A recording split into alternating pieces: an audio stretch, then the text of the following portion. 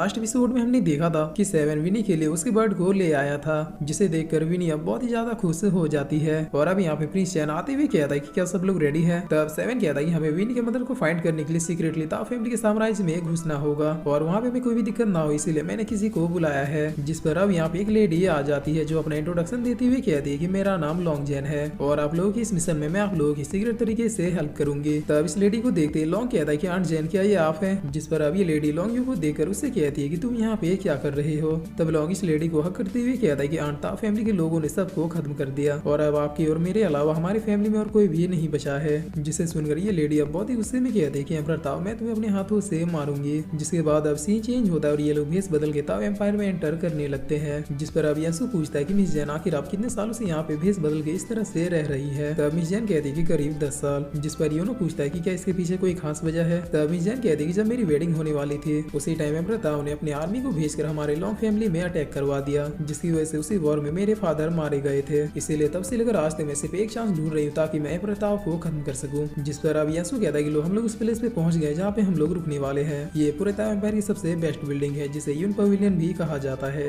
और अब यंसु अपने पैसों को निकालते हुए इस लेडी से कहता है कि जाओ जाके अपने मालिक से कहो कि हमें ये पूरा पवेलियन बुक करना है। जिस पर तभी पीछे से किसी और फैमिली का यंग मास्टर आते हुए कहता है कि बच्चे क्या तुम मेरे सामने अपनी अमीरी दिखाने की कोशिश कर रहे हो, क्या तुम्हें पता नहीं कि आज के दिन इस पूरे पवेलियन को मैंने बुक किया है। तब यंसु कहता है कि तुमने जितने भी इस पवेलियन को बुक किया है मैं तुम्हें उसका डबल देने के लिए रेडी हूँ। जिस पर ये आदमी कहता है कि अच्छा तो तुम ये कहना चाहते हो कि तुम मुझसे ज्यादा अमीर हो। और इस आदमी कितना कहता है ये गाड़ी यंसु को दबोचते हुए कहता है कि तुम्हारी हिम्मत कैसे हुई। और फिर ये गाड़ी यंसु को मारने के लिए अपने पंच को बढ़ाता है, लेकिन तभी सेवन इसके हाथ को पकड़ लेता है। तब ये आदमी चिल्लाते हुए कहता है कि मेरा हाथ छोड़ो वरना लिन फैमिली से पंगा लेना तुम्हें बहुत ही ज्यादा महंगा पड़ेगा। जिस पर अब यहाँ पे योनो आते हुए कहता है कि क्या कहा कौन सी फैमिली। तब ये लोग अब थोड़ा डरते हुए कहते हैं कि लिन फैमिली क्या तुम लोग नहीं जानते। और अब सेवन और योनो मिलकर इन लोगों को धोना शुरू कर देते हैं। तब यहाँ पे इस पवेलियन का हेड आते हुए कहता है कि आखिर तुम लोग ये क्या कर रहे हो, क्या तुम लोगों को नहीं पता कि उन पवेलियन में किसी भी प्रकार की मारपीट अलाउड नहीं है। जिस पर यंसु तुरंत ही अपना टोकन दिखाते हुए कहता है कि तुम्हारी इस पवेलियन का जितना रेट है मैं उससे 10 गुना देने के लिए रेडी हूँ। जिस पर अब इतना सुनते ये होटल का मालिक भी अब चिल्लाते हुए कहता है कि सर आप लोग इन भरोसे वाले को दबा के कूटिए, बाकी आगे जो होगा उसे हम संभाल लेंगे। और अब सीन चेंज होता है और हमें रात का सीन दिखाया जाता है जहाँ पर ये लोग अब मुकान थुरवा के यहाँ से जा रहे थे।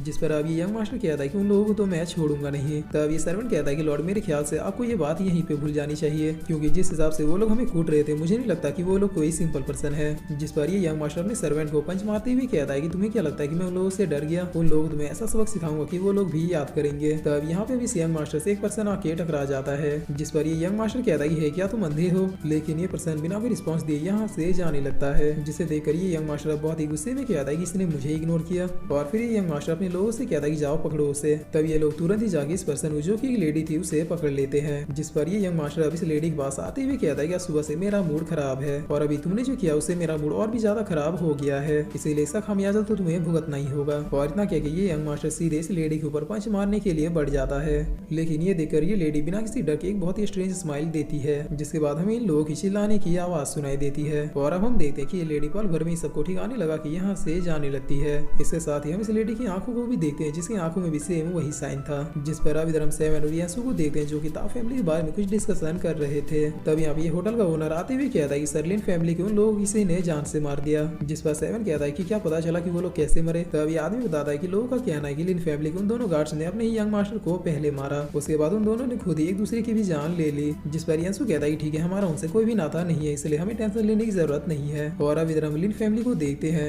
जहाँ पर उस यंग मास्टर का फादर बहुत ही ज्यादा रोती हुई कह रहा था कि बेटा ये सब मेरी गलती है, मैंने इन दोनों के ऊपर भरोसा करके तुम्हारा गार्ड बनाया था। तब यहाँ पे प्रिंसेस मोनी आते हुए कहती है कि आपका फॉल्ट नहीं है। जिस पर मास्टर लिन कहते हैं कि तुम कौन हो और कहना क्या चाहती हो। तब प्रिंसेस मोनी कहती है कि मैं कौन हूँ इससे कोई फर्क नहीं पड़ता, लेकिन मैं जानती हूँ कि आपके बेटे को किसने मरवाया है। जिस पर मास्टर लीना बहुत ही ज्यादा गुस्से में कहते हैं कि क्या मेरे बेटे को मरवाया गया है, आखिर कौन है जिसने ये दुस्साहस करने की हिम्मत की। तब प्रिंसेस मोनी कहती है कि the god of death seventh prince येंसी। जिसके बाद अब सीन चेंज होता है और हम देखते हैं कि प्रिंसेस मोनी वापस अपने पैलेस में आ जाती है और यहाँ पे पहुंच के वो किसी से कह रही होती है कि आप लोगों को वेट करवाने के लिए मैं माफी चाहती हूँ। तब हमें पता चलता है कि प्रिंसेस मोनी ने 2 बहुत ही खतरनाक किलर्स को इनवाइट किया था। जिस पर अभी लेडी कहती है कि प्रिंसेस मोनी तुम जानती हो कि किलर की लिस्ट में हमारा रेपुटेशन क्या है, इसीलिए हमसे किसी भी काम को करवाने के लिए तुम्हें बहुत ही हाई प्राइस पे करना होगा। तब मोनी कहती है कि मुझे बहुत ही अच्छे से पता है कि तुम लोग टॉप किलर्स हो, इसीलिए प्राइस के बारे में तुम लोगों को टेंशन लेने की जरूरत नहीं है। और इतना कह के मोनी लोगों के सामने बक्सा भर के गोल्ड्स के बाहर रख देती है। तब ये टकला बहुत ही ज्यादा खुश होते हुए कहता है कि तुम बस नाम बताओ कि आखिर हमें किसको खत्म करना है। जिस पर प्रिंसेस प्रिंसेस मोनी भी 7th प्रेसिडेंसी कहती है। जिसे सुनते ये लेडी अब थोड़ा टेंशन में आती हुई कहती है कि तुम्हें पता भी है कि तुम किसका नाम ले रही हो, क्या तुम्हें नहीं पता कि आखिर लोग उसे गॉड ऑफ डेथ क्यों कहते हैं। जिस पर प्रिंसेस मोनी कहती है कि मुझे पता है कि ये काम थोड़ा मुश्किल है, लेकिन ना बोलने से पहले तुम इसके प्राइस को भी देख सकती हो।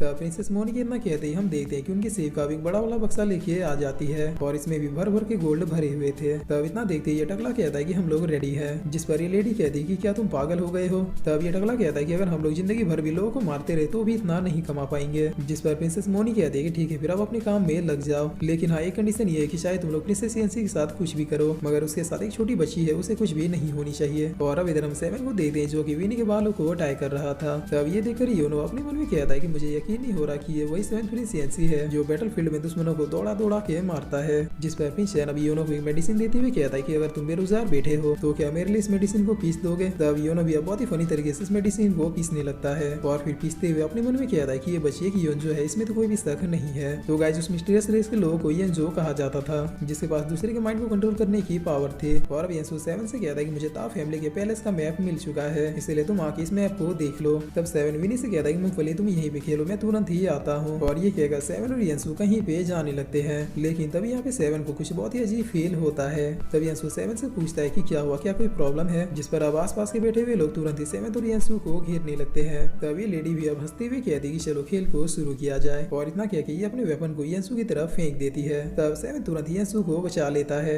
लेकिन ये लेडी हंसते हुए कहती है कि मेरा निशाना कभी भी नहीं चूकता। और अब हम देखते हैं इस लेडी का एक पॉइजनस नीडल 7 को छुप जाता है। तब 7 कहता है कि जाओ जल्दी से बाकियों को इन्फॉर्म करो। जिस पर येंजो भी तुरंत यहाँ से दौड़ के चला जाता है।